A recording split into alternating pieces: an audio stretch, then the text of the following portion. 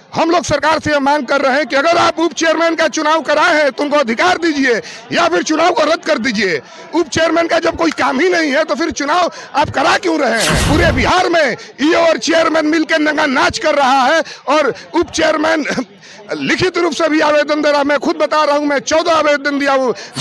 मेहनत कर कर हम लोग भी हर घर जाकर अपना वोट मांगते हैं, तो फिर हम लोग को अधिकार क्यों नहीं? अगर हम लोग को अधिकार नहीं होगा तो अगली बार हम कौन सा मूल्य पर वोट मांगने जाएंगे? क्या हमको जनता फिर हम पे विश्वास करेगी? पैसे क्या कि हमारे यहाँ की जो ईओ है वो डंक एक चोट में अपने कर्मचारियों से कहती है कि जब तक हमारे हाथों में पैसा है मंत्रालय कुछ नहीं करेगा। अधिकार अगर मान लीजिए कि आप लोगों को नहीं मिल पाता है, आप लोग लड़ाई ऐसे ही लड़ते रह जाएंगे, तो फिर बिहार के उप मुख्य पार्षद क्या करें? पूरे बिहार में भ्रष्टाचार का नंगा नाच है, चाहे वो सफाई एनजीओ को लेके हो या फिर तमाम वैसे घर के नक्शे से लेके जन्म मृत्यु प्रमाण पत्र तक।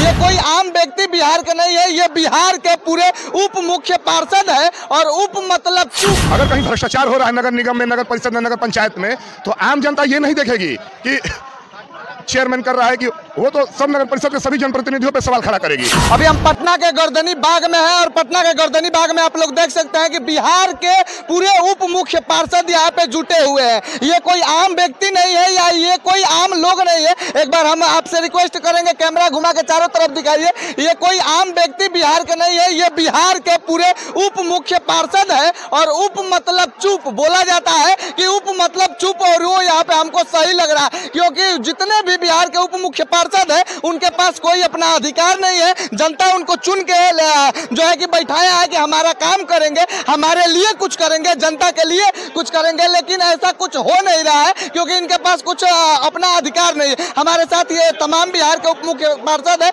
और अभी हमारे साथ जो है कि आप लोग देख सकते हैं कि रामजी सिंह बक्सर से आए हुए हैं, जो कि सामाजिक कार्यकर्ता और बक्सर जिला के उप मुख्य पार्षद है। इनसे बात करने का प्रयास करेंगे। पहले तो आपका स्वागत रहेगा जी, धन्यवाद। अच्छा, बिहार के पूरे उप मुख्य पार्षद आए हुए हैं, साथ में आप भी आए हुए हैं, आखिर क्या बात है, क्या माजरा है?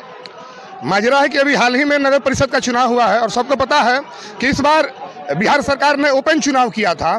जो क्षेत्रफल, जो लोग चेयरमैन को चुने हैं वही लोग, उतने ही दूरी के लोग उप चेयरमैन को भी वही लोग चुने हैं और सारी प्रक्रिया एक जैसी हुई है।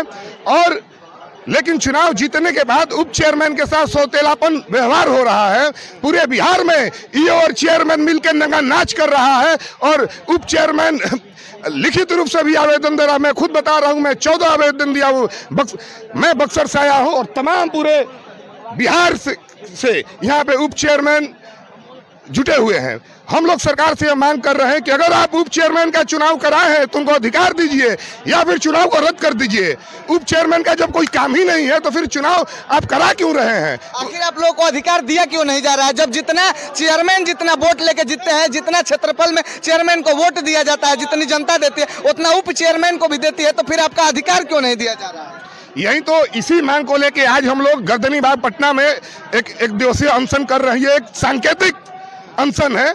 अगर बिहार सरकार, मुझे उम्मीद है कि बिहार सरकार नियमावली में कुछ बदलाव करेगी और अगर नियमावली बदलाव नहीं होती है तो मैं बता रहा हूं कि पूरे बिहार में उप चेयरमैन जो बने हैं वो बागी तेवर वाले बनते हैं, क्योंकि उन्हें भ्रष्टाचार के खिलाफ बोलना है।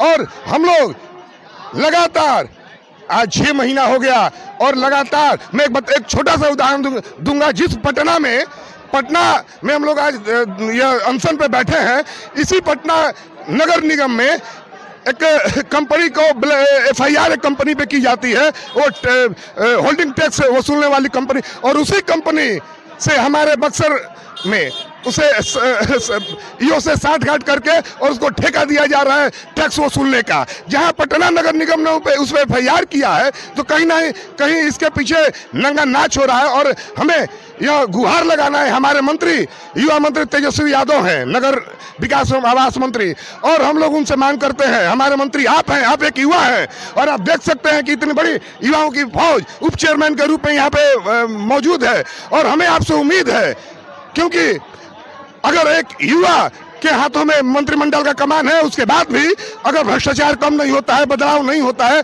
तो पूरे बिहार में आपकी साख पे प्रश्न चिन्ह लगेगा। अच्छा ये बताइए कि नगर परिषद में, आखिर नगर परिषद में जो भी भ्रष्टाचार होता है, हम लोग तो इतना तो जानते हैं कि भाई कि नगर परिषद में भ्रष्टाचार होता है और यहाँ पे सारे जो कि उप मुख्य पार्षद एक बागी के रूप में देखे जा रहे हैं। तो आखिर नगर परिषद में भ्रष्टाचार का कारण क्या है? क्या उसमें चेयरमैन है या ईओ साहिबा जो है, ईओ साहब जो है वो संलिप्त होते हैं? क्यों भ्रष्टाचार होता है? बिल्कुल सब जगह एक ही कहानी है। ईओ और चेयरमैन मिलके भ्रष्टाचार के भ्रष्टाचार का नंगा नाच कर रहे हैं। उप चेयरमैन अपने पेट पे, मैं बता रहा हूं कि अभी आपको दिखा दूंगा कि मंत्रालय से लेकर अपर मुख्य सचिव तक हम लोग लेटर लिखते हैं लेकिन कोई सुनवाई नहीं होती है। पैसे के आगे हमारे यहाँ की जो ईओ है वो डंक एक चोट में अपने कर्मचारियों से कहती है कि जब तक हमारे हाथों में पैसा है मंत्रालय कुछ नहीं करेगा। तो यह प्रश्न तो बिहार के जो भविष्य है, बिहार की जनता उन्हें भविष्य के रूप में देख रही है। हमारे मंत्री तेजस्वी जी से भी यह सवाल है कि आपके रहते मैं चाहूँगा भैया आप भी आ जाइए ना भैया पूछे कि पूरे बिहार में यह उप चेयरमैन अपनी मांगों को लेके आज तत्पर हुए हैं और हमें भरोसा है कि आने वाले दिनों में यह लड़ाई बहुत लंबी होगी। आपका परिचय क्या होगा? मेरा नाम रिंकू सिंह हुआ, हम बेटा नगर परिषद के उपाध्यक्ष के प्रतिनिधि हुए। और आपने इनसे पूछा कि भ्रष्टाचार सब जगह होता है। देखिए, भ्रष्टाचार का सबसे बड़ा कारण होता है जब किसी एक व्यक्ति में सारा पावर निहित कर जाता है तो भ्रष्टाचार की संभावना ज़्यादा होती है। जैसे ही पावर का डिस्ट्रीब्यूशन होता है भ्रष्टाचार का कम हो जाता है। अच्छा, नगर परिषद का क्या, नगर परिषद के भ्रष्टाचार का मुख्य कारण चेयरमैन और कार्यपालक अधिकारी हैं, ईओ साहिबा?